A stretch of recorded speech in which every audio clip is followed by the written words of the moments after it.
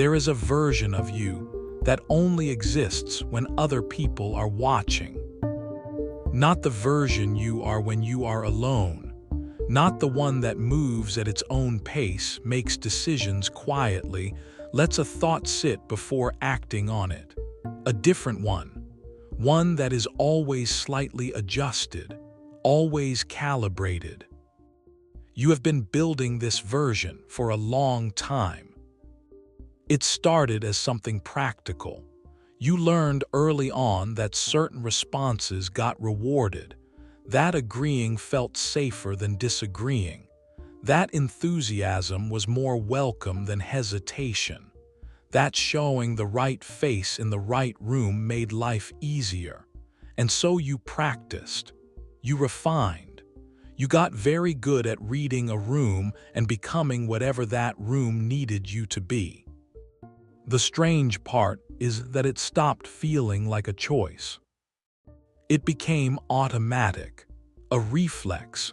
You walk into a conversation and something in you is already scanning. What does this person want to hear?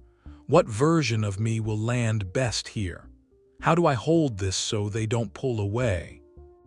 That exhaustion is not from your life being too full. It is from the effort of maintaining a self that was designed for an audience. Picture this.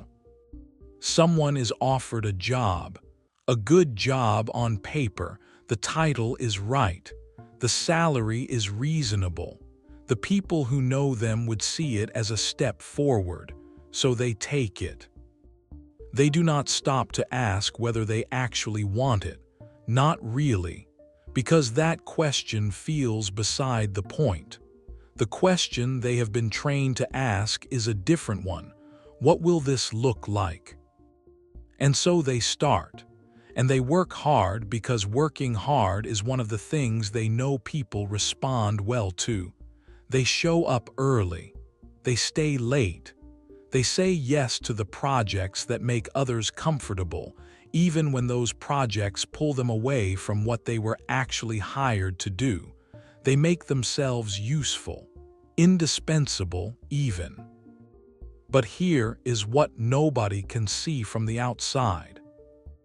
Inside there is a growing distance, not from the job, from themselves. Each small decision that was made for an audience, rather than for any inner sense of direction, has accumulated. They cannot quite say who they are in this role anymore. They cannot say what they want from it, because wanting something for themselves, not for the approval, not for the recognition, not for the way it reads, that skill has grown rusty from disuse. And the unsettling part is that nobody around them has noticed anything wrong. They still look like someone who has it together. They still sound confident in meetings. The mask, as it were, is holding up just fine. It is the person behind. Carl Jung had a name for that mask. He called it the persona, not as an insult, as a description. The persona is the face we build for the social world, the professional self, the agreeable self, the one that navigates, presents, and adapts. Jung did not think the persona was pathological in itself. It is part of being human. We all need a surface through which to move through the world. The problem, as he saw it, was identification. When we begin to believe that the mask is us, when the performance becomes the whole, something underneath starts to disappear. Not all at once, gradually. The way a sound fades when you have been listening to it too long. You stop noticing it is gone until the silence is complete. What disappears slowly is the sense that your choices belong to you. You still make decisions, you still move through your days, but underneath the movement, there is often a quiet, unspoken question that most people never say out loud. Who is this for? At first, it seems like a harmless way to live. People like you. Things go smoothly. You avoid conflict. You avoid rejection. You avoid the discomfort of having a preference that nobody else shares. But something else gets avoided too, something quieter. You avoid being known, not the curated version, the whole one. The one with preferences that would not impress anyone, with uncertainties that are not photogenic, with a direction that has not been validated by a crowd. And the longer that version stays hidden, the more unfamiliar it becomes, not to others, to you. There is a particular kind of loneliness that comes from this. It is not the loneliness of isolation. You can be surrounded by people and still feel it. It is the loneliness of being present in a room while the most real part of you is somewhere else entirely, waiting quietly, just outside the performance, for a moment that keeps getting postponed. Jung noticed that people who had spent years inside the persona often described this feeling without quite knowing what to name. A sense of going through the motions. A creeping suspicion that the life they were living was accurate but not quite true. That suspicion is not a crisis. It is information. It is the self trying to get your attention, not loudly, not dramatically, just a low, persistent signal beneath the noise of a life that looks correct from every angle but does not quite feel like it belongs to you. Part of you already knows this. That is the thing about the persona. It is a very effective mask, but the person wearing it always knows it is there. Here is the uncomfortable part. Seeking approval is not always visible. It does not always look like someone desperately trying to be liked. Sometimes it looks like competence, like reliability, like being the person everyone can count on.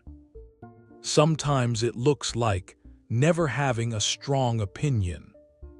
Sometimes it looks like always having the right one, the one that lands well in the room, that generates agreement, that positions you as reasonable and thoughtful and easy to be around. And sometimes, this is the part that is hardest to sit with.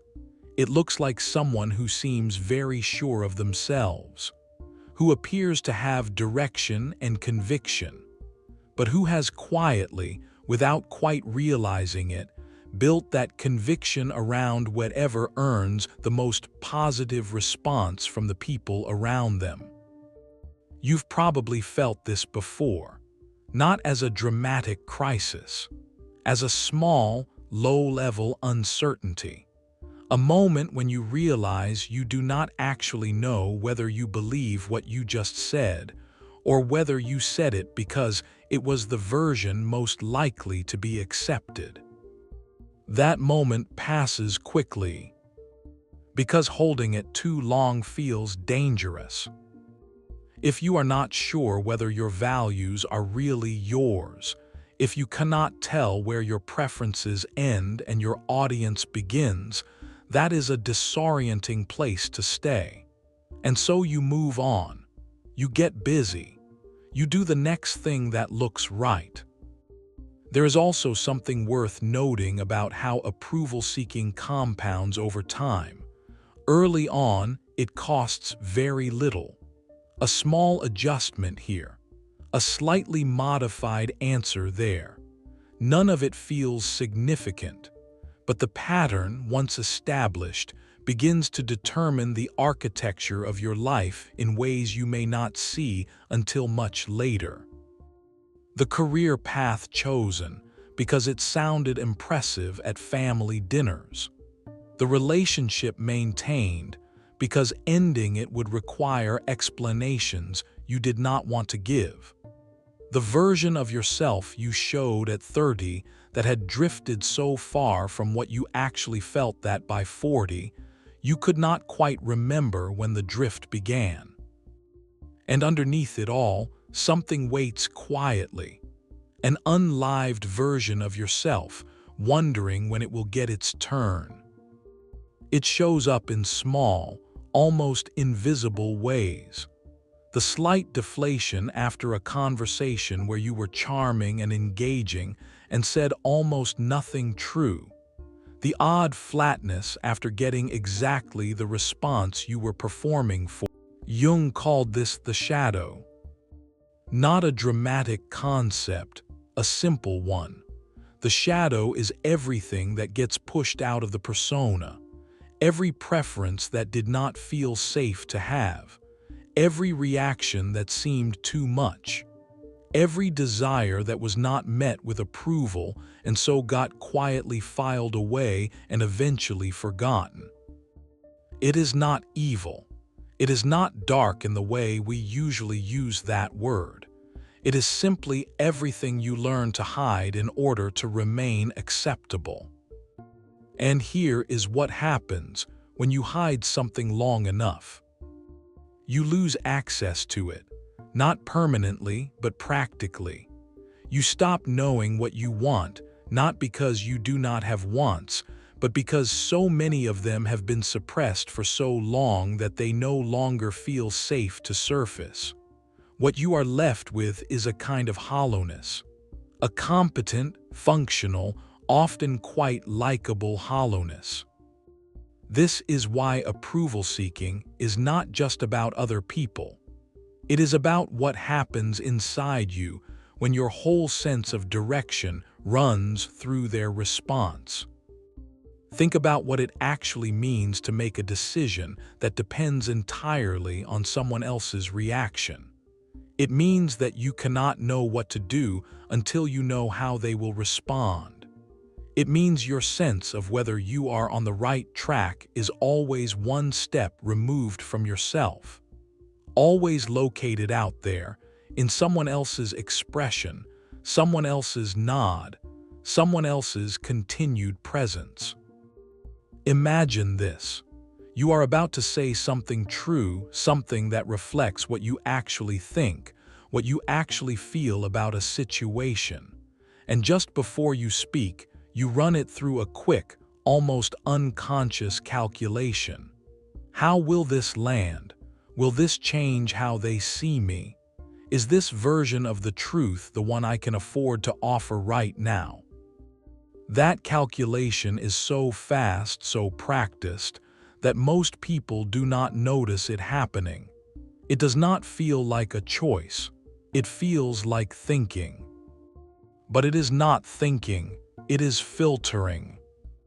And what gets filtered out, consistently, is exactly the material that would allow someone to actually know you, and allow you to actually know yourself. Jung described individuation, the long, patient process of becoming a whole person, as requiring something most of us find genuinely difficult. It requires bringing what is hidden back into contact with what is visible, not to perform it, not to broadcast it, just to acknowledge it as part of you. And that acknowledgement is what approval-seeking quietly prevents. Because if your worth depends on how you are received, then real honesty, the kind that might not land well, becomes something you cannot afford. Think about what it actually feels like to hide a preference, again and again, in favor of the one that works. It is not painful in an obvious way. It is subtle. Like a small loan you keep taking out, with interest you do not quite track, until one day you realize the debt is large and you are not sure when it started. If you recognize that pattern somewhere in yourself, the moment where you reach for someone else's approval before you reach for your own sense of what is true, you might sit with that for a moment. There is something Jung noticed that does not get talked about enough. When you spend a long time seeking approval, you do not only lose track of yourself, you also begin to lose track of the people you are seeking it from. This sounds counterintuitive. You are paying such close attention to them, reading every signal, adjusting to every shift. How could you not see them clearly? But here is what actually happens. When someone becomes a source of approval, they stop being a full person to you. They become, in a quiet and unconscious way, a function, a mirror, a validator. You are not really relating to them, you are performing for them. And that means you are also not really letting them relate to you. What looks like connection from the outside is often something more like management. You manage the impression. You manage the distance. You manage how much of yourself is visible and how much is held back, waiting for a safer moment that, in many cases, never quite comes. Jung used the word projection to describe something related to this. When we suppress parts of ourselves, need, longing, the desire to be seen, we often find ourselves experiencing those things through other people. We read need into their behavior. We interpret their reactions through the lens of our own unacknowledged hunger. What we cannot own in ourselves, we locate in them. This is not a moral failing. It is a psychological inevitability. The parts of us that have no outlet need somewhere to go. But it means that many of the most emotionally charged relationships in an approval seeker's life are not quite what they seem. They are not purely about the other person. They are, in part, about the self that could not find another way to be expressed. And this is where it gets uncomfortable. The very thing you are seeking, to be accepted, to belong, to be seen, is the thing that approval seeking makes impossible. Because the version of you being accepted is not entirely you. And somewhere, underneath the relief of the nod or the warmth or the continued presence of someone you value, there is a faint awareness that they are accepting something partial. Something. Jung did not offer a cure for this, and that is worth holding. He did not believe that becoming aware of your patterns would immediately free you from them. He was suspicious of fast transformations, of the idea that insight is the same as change. He understood that these structures, the persona, the dependency on external response, the long habit of calibrating yourself to your environment, they take time. They have reasons. They were built for reasons. The person who learned to seek approval usually learned it in a context where it made sense, where it was, in fact, the most intelligent available response, where reading the room was not neurosis. It was survival, or at least sanity, or at least safety. You did not develop this pattern because you were weak. You developed it because you were paying attention. And that is not something to dismantle violently. It is something to see clearly. What Jung pointed to, slowly and with care, was individuation, not as a destination but as a direction. A gradual movement toward owning more of yourself.